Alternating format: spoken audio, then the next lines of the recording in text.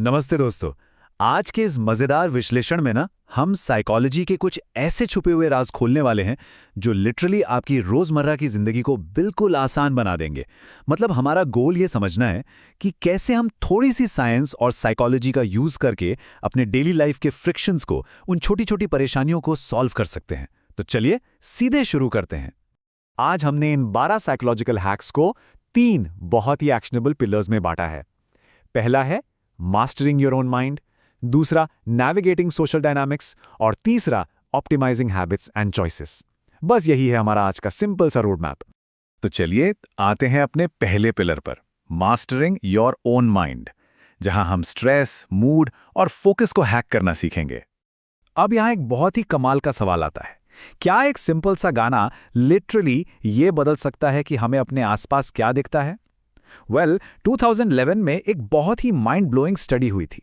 जब लोगों को अलग अलग म्यूजिक सुनते हुए हैप्पी या सैड फेसेस पहचानने थे, तो पता चला कि उनका परसेप्शन उनके म्यूजिक से बिल्कुल मैच कर रहा था।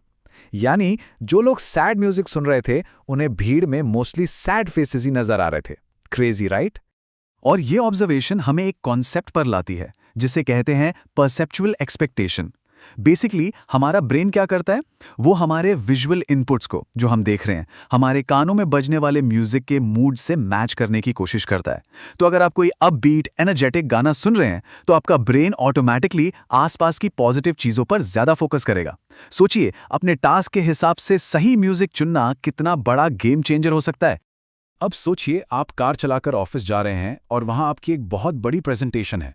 धड़कनें तेज हैं, एंग्जाइटी एकदम पीक पर है। ऐसे में उन प्री प्रेजेंटेशन नर्व्स को कैसे शांत करें? इसका एक बिल्कुल सिंपल और इंस्टेंट हैक है, गाना गाइए।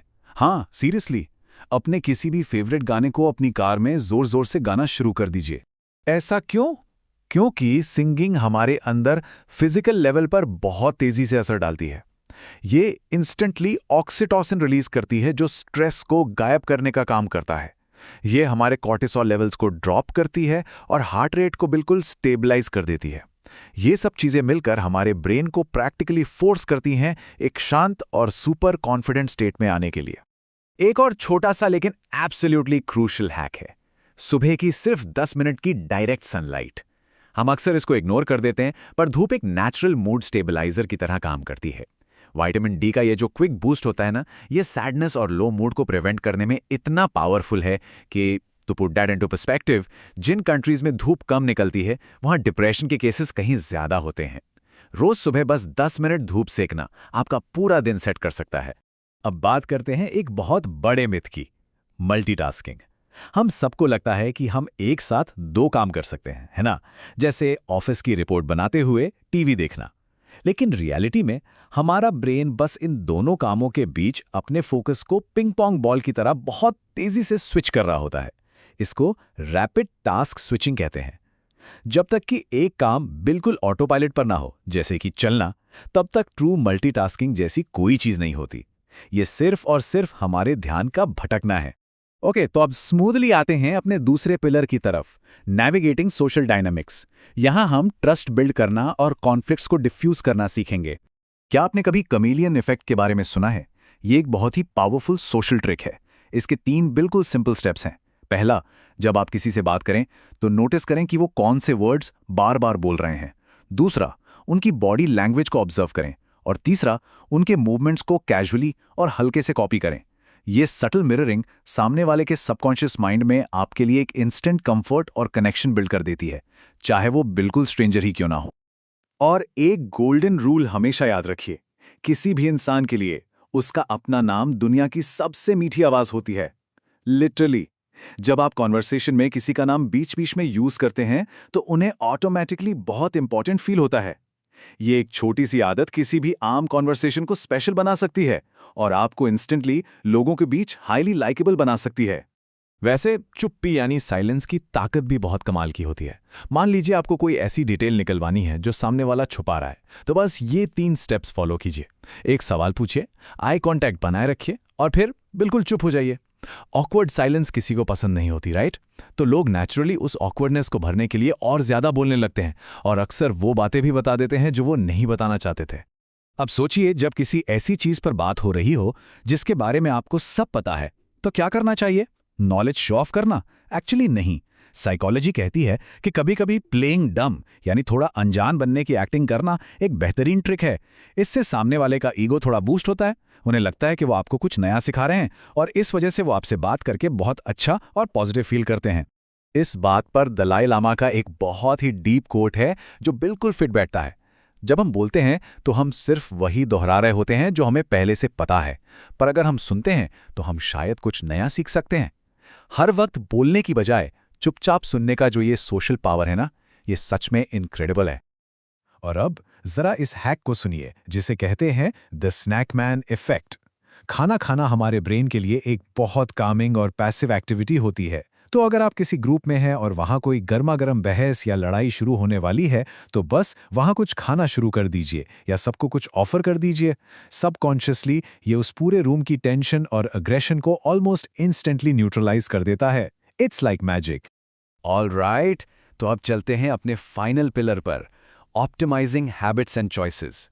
यहां हम समझेंगे कि हमारे डेली डिसीजंस और हैबिट्स एग्जैक्टली कैसे स्ट्रक्चर होते हैं।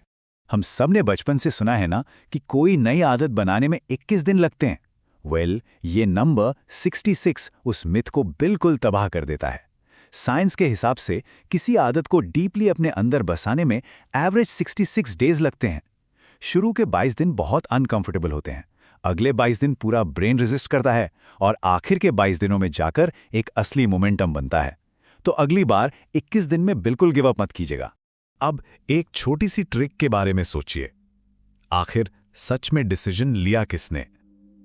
ये एक साइकोलॉजिकल कॉन्सेप्ट है जिसे हम इल्यूजन ऑफ चॉइस कहते हैं। हम कॉन्वर्सेशंस और सिचुएशंस को इस तरह सेट कर सकते हैं कि सामने वाले को पूरी तरह लगे कि वो अपनी मर्जी से चुन रहे हैं, जबकि सच्चाई में स्टीयरिंग व्हील आपके हाथ में होता है। इसका सबसे क्लासिक एग्जाम्पल बताऊं, अगर आपको एक बच्चे से पढ़ाई करवानी है तो उसे ये मत पूछिए कि तुम पढ़ोगे या नहीं, उससे पूछे तुम पहले इंग्लिश पढ़ोगे या मैथ्स। बच्चे को लगेगा कि बॉस उसने खुद डिसाइड किया है, पर हकीकत में आपने उसके डिसीजन को बहुत ही चुपके से अपनी तरफ मोड़ लिया। और आपको पता है, स्मार्ट रेस्टोरेंट्स और वेटर्स हमारे साथ एग्जैक्टली यही ट्रिक यूज करते हैं। अब आते हैं एक थोड़े गहरे सवाल पर। ऐसा क्यों होता है कि जो लोग सच में बहुत इंटेलिजेंट होते हैं वो खुद पर इतना डाउट क्यों करते हैं? आपने नोटिस किया होगा कि एक कमरे में जो इंसान सबसे ऊंची आवाज में बोलता है कि मुझे सब पता है, वो अक्सर सबसे स्मार्ट बिल्कुल नहीं होता। इस फिनोमेनॉन को साइकोलॉजी में द डनिंग-क्रूगर इफेक्ट कहते हैं। 1999 में साइकोलॉजिस्ट्स ने ये डिस्कवर किया था कि ये एक कॉग्निटिव बायस है। होता क्या है कि एवरेज या लो एबिलिटी वाले लोग खुद को कुछ ज्यादा ही स्मार्ट समझ बैठते हैं, क्योंकि उन्हें अपनी खुद की गैप्स का और कमियों का कोई अंदाजा ही नहीं होता। दूसरी तरफ जो सच में हाईली इंटेलिजेंट लोग होते हैं ना, वो अपनी नॉलेज से कभी पूरी तरह सेटिस्फाइड नहीं होते। उन्हें पता होता है कि दुनिया में कितना कुछ और है सीखने को, और इसलिए वो अपनी समझ पर डाउट करते हैं। जबकि एवरेज इंटेलिजेंस वाले लोग बिना किसी बात के ओवर कॉन्फिडेंट हो जाते हैं, सिर्फ कूल और स्मार्ट दिखने के लिए। तो बेसिकली साइकोलॉजी सिर्फ किसी लाइब्रेरी में रखी मोटी मोटी किताबों की थियरी नहीं है, ये हमारा अपना डेली टूल किट है। इन 12 साइकोलॉजिकल फैक्ट्स को एक साथ लाने का हमारा बस यही मकसद था कि आप इन्हें अपने रोज की छोटी बड़ी परेशानियों और फ्रिक्शंस को दूर करने के लिए आसानी से यूज कर सकें। और अब आखिर में आपके लिए एक सवाल छोड़ के जा रहा हूं। सोचिए जरा कि पूरे दिन में आपके ऐसे कौन से बिहेवियर्स हैं जो सच में आपके खुद के हैं और कौन से बस एक साइकोलॉजिकल ऑटो पायलट पर चल रहे हैं। इस सवाल पर थोड़ा टाइम बिताइएगा, क्योंकि इससे खुद के बारे में बहुत कुछ नया समझने को मिलता है। हमारे इस विश्लेषण को सुनने के लिए बहुत शुक्रिया। बस ऐसे ही ऑब्जर्व करते रहिए और इस डेली साइकोलॉजी को अपनी लाइफ में अप्लाई करते रहिए।